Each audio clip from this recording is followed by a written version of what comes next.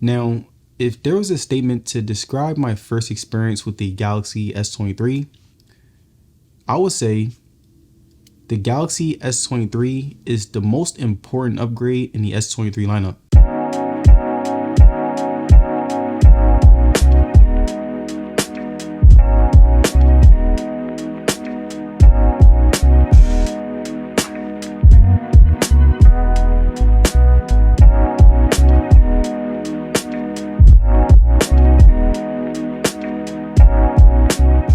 Now, out of all the phones in the Samsung's S23 lineup, the Galaxy S23 was the most important phone that needed to be good, since the S22 was a bit of a disappointment. With last year's phone, I faced many problems like overheating, the phone being very laggy on a consistent basis, and the S22 having one of the worst batteries of last year. But based on my first impressions with the S23, it's not perfect, but I feel like Samsung is definitely heading in the right direction, since so far, I'm not really having any unnecessary problems with it. The Galaxy S23 has a really great looking display that looks good in any setting. It has a new Snapdragon Gen 2 chip that runs games and many different power heavy apps very smoothly. It has a really good camera that in terms of quality has bumped up from last year, and it has that signature Samsung OS that is not only smooth as hell, but was also very customizable. And even though there were many things that I loved about the S23 based on my first impression, I will tell you guys that it's not perfect and there were some little nitpicks here and there that I wanted to point out. But overall, it's a solid phone so far, and I still want to share my experience and give you guys some real insight as to how the S23 is in real life. Now, when it comes down to pricing of the S23, the starting price is around $800 for the 128 gig version, which is the same as last year's S22.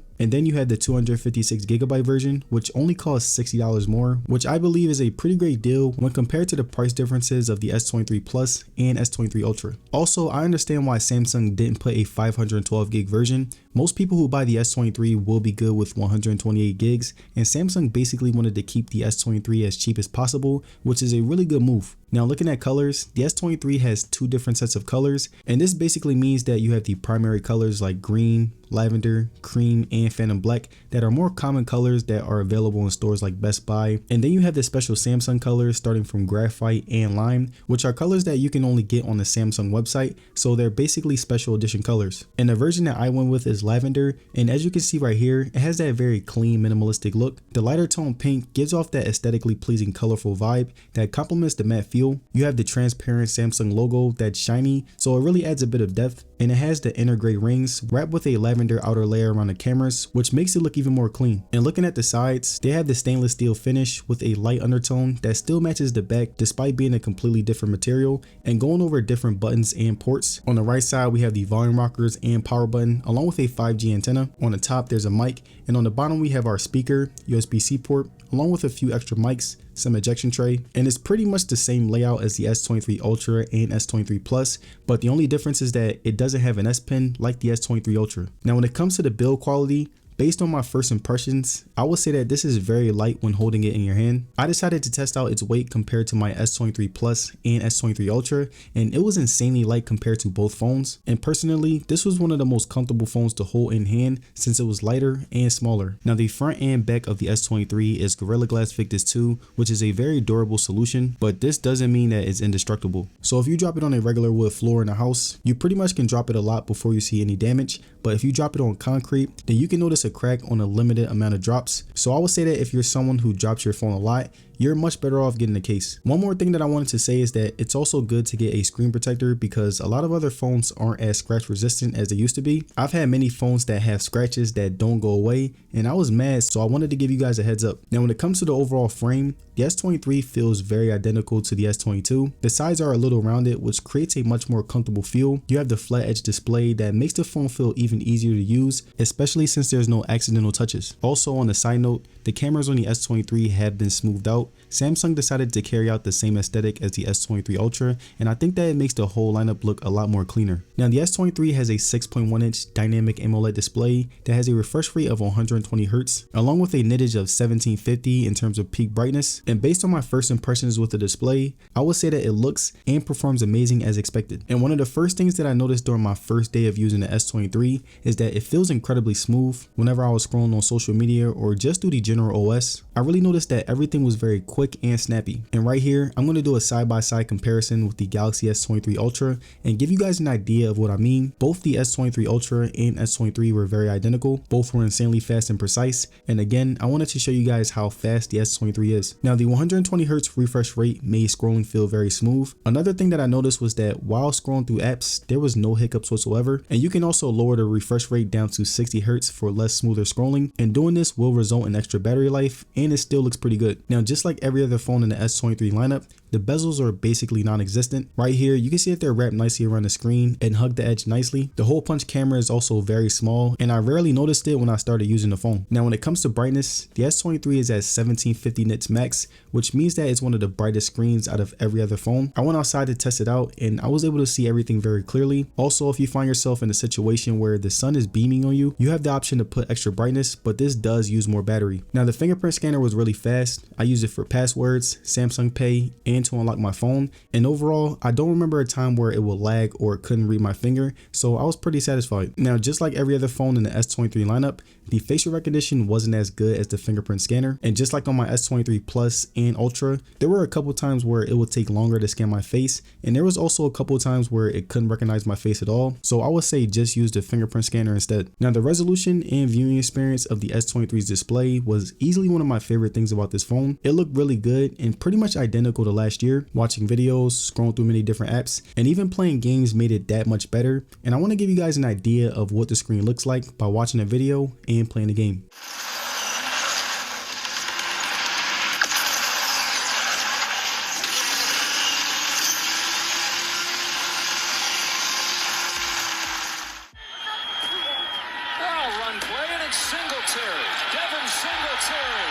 Inside the 10, first and goal. Singletary with a third consecutive carry, and this one takes him into the end zone. Touchdown Bills.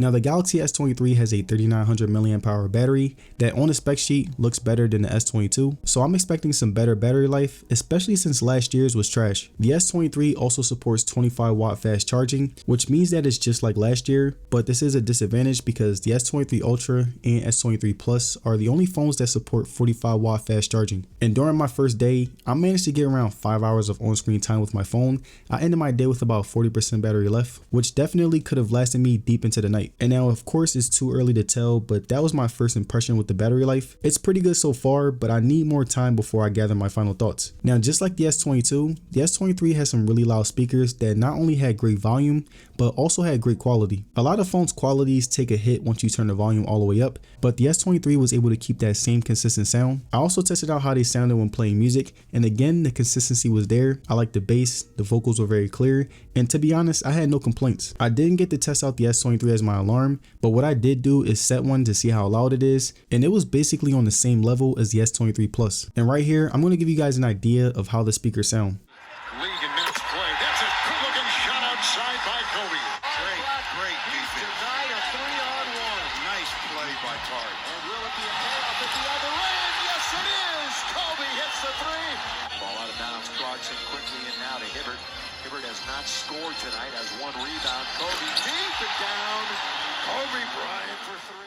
Now, the Galaxy S23 has a 50 megapixel main camera along with a 12 megapixel ultra wide and selfie camera, and also a 10 megapixel telephoto. Now, looking at the regular pictures, they gave me a lot of good vibrancy. It handled low light situations very well, which I liked a lot. And even though the colors weren't as clean as the S23 Ultra, they still were pretty good. And just like every other phone in the S23 lineup, one thing that I really loved about the S23's cameras was that every photo has this really good sharpness to it. I also liked the vibrancy whenever I took pictures outside, and the photos made me want to take more pictures of random things. The added lighting gave the pictures a nice touch of realism while also giving a much needed boost to the dull environment. And again, the sharpness was top tier. And now, just like every other Samsung, my biggest problem with the camera was the selfies. My skin on the S23 is much lighter, and I get a ghost type look, which makes me prefer other phones when taking selfies. And again, this isn't just a problem on the S23, it's a problem with most Samsung phones in general. And now when it comes to the video camera, the S23 can shoot at 720p all the way up until 8K. It shoots at 24, 30, and 60. And I want to use the phone a little bit more before I gather my final thoughts on videos. So what I'm going to do is show you guys some video tests that I took.